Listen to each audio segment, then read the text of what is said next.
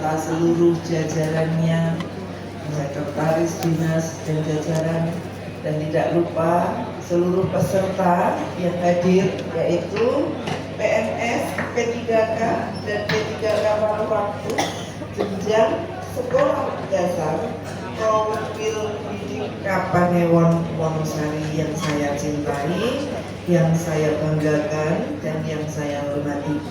Puji syukur yang terdalam marilah kita panjatkan kehadirat Allah Tuhan Yang Maha Kuasa, karena perkenannya lah kita masih diberikan keselamatan, diberikan kekuatan, panjang umur, agung rezeki, sehingga bisa mengikuti agenda di siang hari ini dalam keadaan sehat tanpa halangan suatu apapun.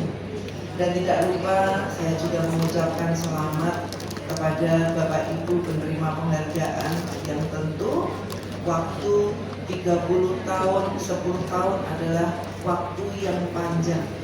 Tetapi hari ini pasti dirasakan tiba-tiba waktu itu kok cepat sekali. Karena dengan panjangnya pengabdian, tentu berkurangnya waktu pengabdian juga lebih banyak. Nah, sehingga dengan doa dan harapan kita menjadi insan yang bermanfaat, yang memberikan manfaat sebanyak-banyaknya untuk orang banyak, utamanya untuk anak-anak kita yang nantinya akan menerima estafet kepemimpinan pasca kita nanti selesai dalam pemegang amanah. Bapak, Ibu, dan Saudara sekalian, tadi disampaikan panjang kali lebar, kali tinggi oleh Ibu Kepala Dinas mengenai apa saja dinamika yang ada di Dinas Pendidikan, termasuk bagaimana komitmen kita untuk menjalankan perintah undang-undang, yaitu mencerdaskan kehidupan bangsa melalui dunia pendidikan. Maka semaksimal mungkin yang bisa kita lakukan, yang bisa kita jalankan, untuk bisa kita jalankan dengan cepat. Sehingga tadi disampaikan Mbak Nunu, ada banyak beasiswa yang kemudian menjadi tanggung jawab pemerintah daerah. Di luar ada beasiswa yang juga mekanismenya melalui anggaran pemerintah DIY maupun pemerintah pusat dan aspirasi dari anggota DPR. Nah, hal ini menjadikan komitmen kita untuk warga Gunung Kidul cerdas ini harus semakin giat untuk kita gelurakan. Bapak, Ibu, dan Saudara sekalian, kenapa akhir-akhir ini saya sering bertemu dengan ASN, P3K, P3K paruh waktu, bahkan Dinas Lingkungan Hidup yang notabene di dalamnya ada petugas kebersihan yang saat kita habis menikmati kegiatan malam, hiburan, ataupun juga kegiatan yang berefek kepada sampah, itu ada orang lain ternyata yang bertugas untuk membersihkannya. Semata-mata hal itu saya lakukan untuk melihat langsung bahwasannya yang ada di lapangan itu sangat berbeda dengan apa yang kita terima laporannya. Nah, ini mengilhami saya dan Mbak Nunu untuk bagaimana sebanyak-banyaknya dan sesering-seringnya kita bisa bertemu, sehingga dengan bertemu saya akan mendengarkan apa yang menjadi kebutuhan dan keinginan Bapak Ibu dalam rangka mengemban amanat yang besar, yaitu mencerdaskan anak-anak kita, mencerdaskan kehidupan bangsa yang nantinya di tangan anak-anak kita, khususnya yang Bapak Ibu sekarang berikan pelajaran di Kapanewon Wonosari, ini betul-betul terkonfirmasi bisa menerima estafet kepemimpinan negara ini kepada mereka. Maka di beberapa waktu yang lalu, jika Bapak Ibu mendengar kenapa sih Bupati Gunung Kidul mengambil keputusan untuk membuat asesmen kepada tenaga TPR di retribusi, kemudian memberikan pembinaan, ternyata hasilnya luar biasa. Jadi kita contohkan bahwa di Indonesia sekarang seluruh kabupaten kota dan gubernur itu mengeluh karena adanya dana transfer yang dipotong dari anggaran pendidikan. Jadi anggaran yang diambil oleh yang diefisiensi 102 miliar yang harusnya diterima oleh pemerintah kabupaten, pemerintah kota maupun pemerintah provinsi, itu mayoritas diambilkan dari dana di Kementerian Pendidikan, Bapak Ibu. Harusnya kalau 102 miliar itu bisa diberikan untuk daya dukung dunia pendidikan, mungkin normatifnya akan lebih punya efek dan dampak besar untuk dunia pendidikan. Tetapi karena ini program prioritasnya Presiden, maka anggaran di dunia pendidikan ini terpangkas ratusan miliar digantikan dengan program makan bergizi gratis. Yang kemarin kita mendengar ada bakwan kecampuran daging cicak, misalnya seperti itu. Kemudian ada makanan yang kemarin kecampuran dengan ulat dan anak bekicot, kan gitu. Yang tadi pagi Pak Dandim laporan dengan kita. Apakah jika Bapak Ibu yang hadir di sini kemudian melakukan demonstrasi mogok makan untuk dana pendidikan dikembalikan, MPG dihentikan, akan bisa direalisasi? Saya meyakini karena ini program strategis nasional, maka NPG hanya akan diperbaiki pelayanannya, sistemnya. Tetapi kalau untuk dihentikan tidak mungkin Bapak Ibu, karena ini adalah janji kampanye yang mana yang bisa dilakukan hanya perbaikan sistem. Nah, ini yang harus kemudian kita terima dengan ikhlas untuk kemudian bupati, kepala daerah mau berinovasi. Apa inovasinya? Biar kemudian dana di pendidikan ini nanti bisa aman. Berarti pemerintah daerah, kepala daerah harus menaikkan pendapatan asli daerah. Maka kita mulai dengan dinas yang mempunyai pendapatan, yaitu Dinas Pariwisata.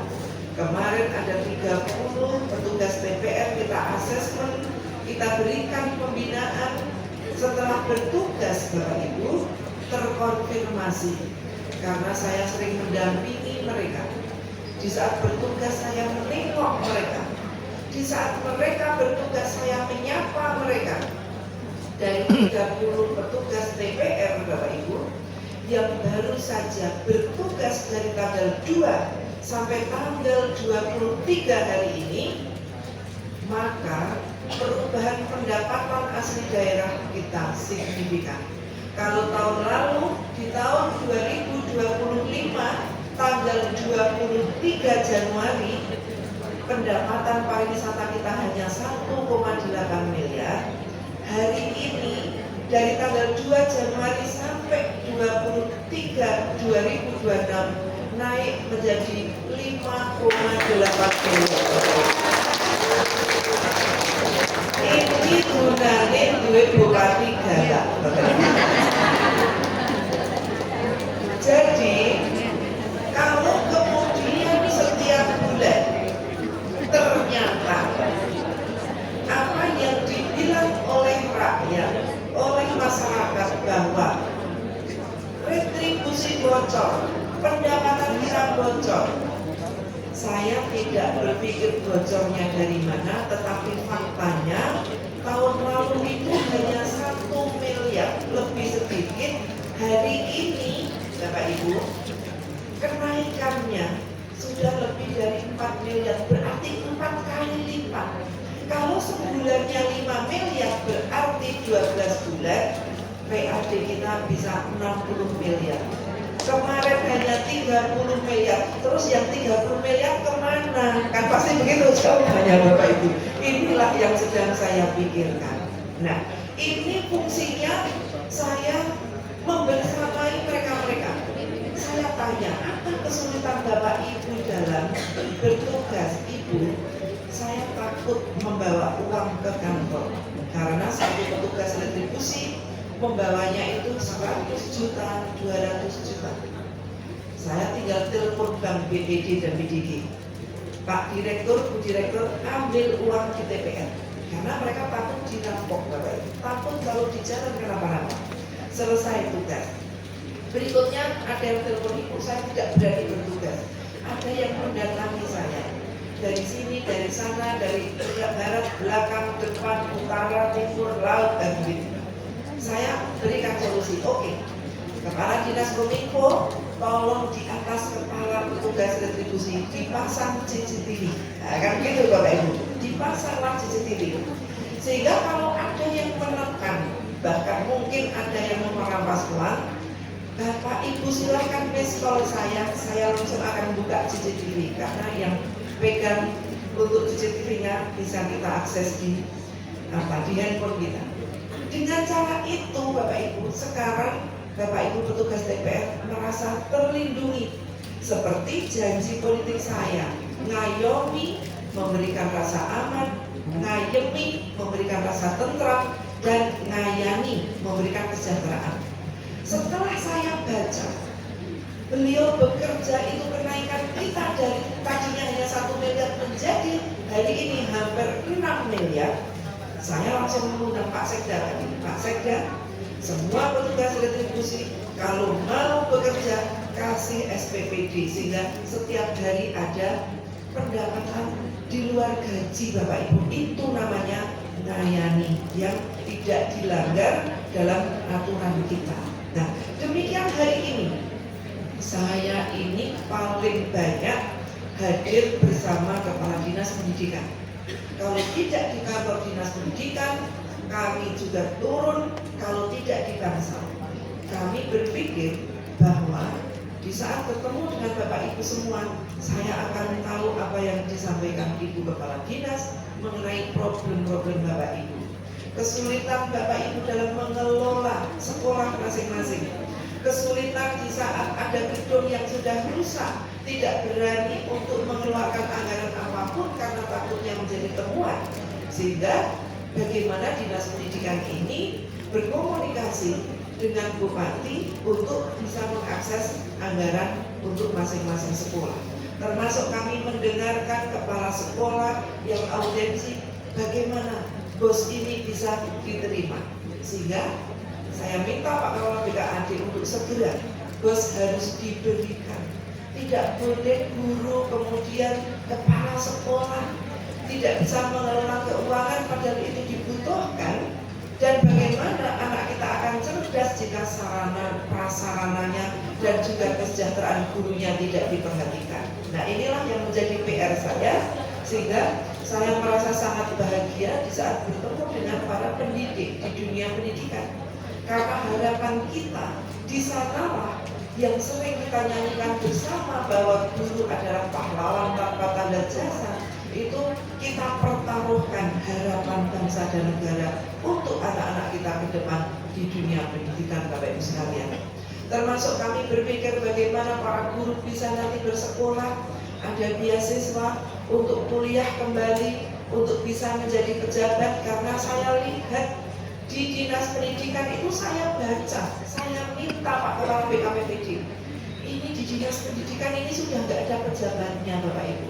Padahal Bapak Ibu bisa menjadi pejabat itu kalau bersekolah lagi. Maka saya kemarin ngomong dengan Bapak Ibu yang tidak kuliah atau belum karena sesuatu dan banyak hal, bahwasanya Bapak Ibu diperkenalkan kuliah dimanapun, ada UGK, ada mana, Bu Nunuk bisa menggandeng Ibu Esti Wijayati untuk bisa mendapatkan beasiswa. Anak-anak kita demikian, kita menggandeng kampus, ada Universitas Duta Bangsa yang hari ini mengirimkan anak-anak kuliahnya 761 siswa, juga menawarkan untuk ada beasiswa. Dari nanti silahkan Bapak Ibu guru yang menentukan siapa yang akan dikirim untuk mendapatkan beasiswa. Siapa yang menyangka guru TK, guru TK atau PAUD? Guru TK nyatanya bisa menjadi kepala dinas. Tepuk tangan untuk Ibu Bapak Ibu sekalian. Jadi kalau Allah Subhanahu wa Ta'ala sudah mengatakan kun fayakun, maka yang terjadi akan terjadi Bapak Ibu. Maka hal-hal seperti ini harusnya menginspirasi kita semua, bahwa tidak ada sesuatu yang tidak mungkin kalau kita mempunyai niat baik dari dalam hati, kemudian kita berdoa dan berjuang, maka kekuatan Allah yang akan memberikan daya yang tidak akan bisa terkalahkan oleh siapapun.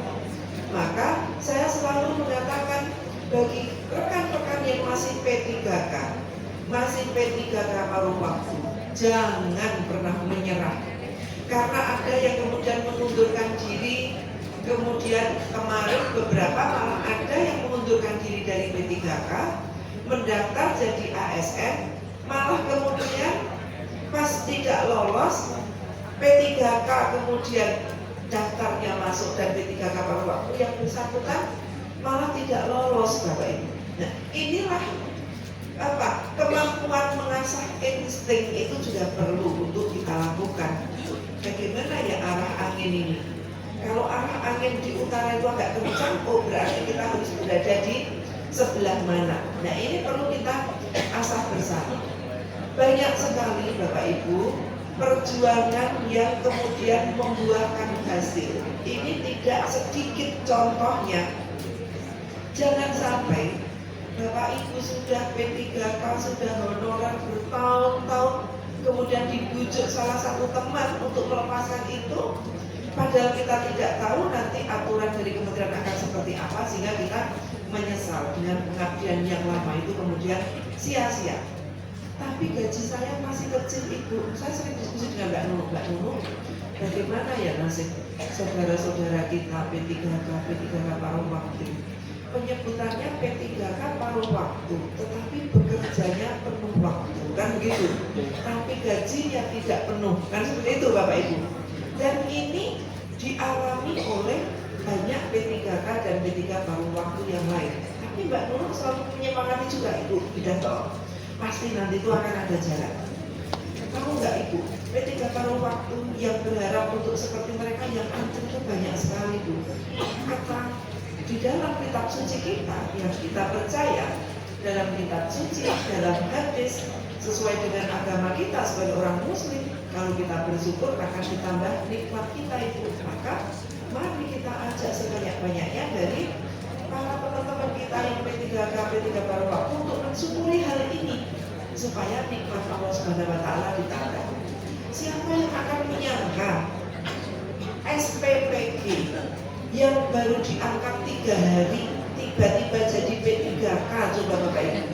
Kalau dirasakan kan ini menyakitkan yang sudah berjuang bertahun-tahun Bapak Ibu, yang setiap hari dibebani tugas, kemudian pulang sampai sore tiba-tiba ngurusi dapur, padahal yang keracunan banyak tiba-tiba diangkat P3K. Aduh, sebagai bupati saya langsung aduh ya Allah, mesti pengiran paling mau sabar saya gitu.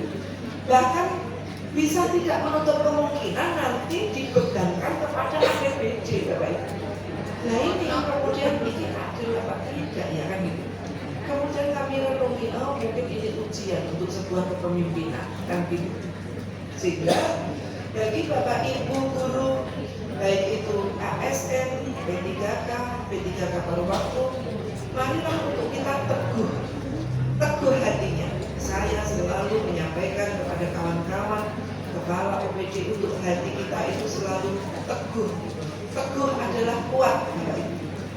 Jadi kalau kita itu sudah mempunyai fondasi yang kuat, maka seandainya nanti akan dibebani bangunan apapun, kita akan kokoh, tidak akan roboh.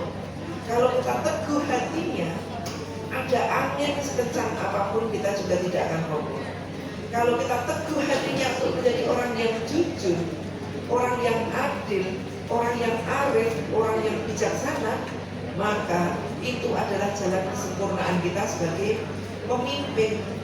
Kalau pemimpin itu adil, arif, dan bijaksana, yang dipimpin akan makmur sejahtera, Bapak Ibu Saudara sekalian. Saya hari ini ingat tanggal 23 Januari. Apakah ada Bapak Ibu yang lahir tanggal 23 Januari? Angkat tangan. Ada yang ulang tahun nggak hari ini? Ada 1 yang ulang tahun. 2. Ada berapa? 3. Yang hari ini lahir tanggal 23 angkat tangan. Mas Ade ada nggak? Mana ada?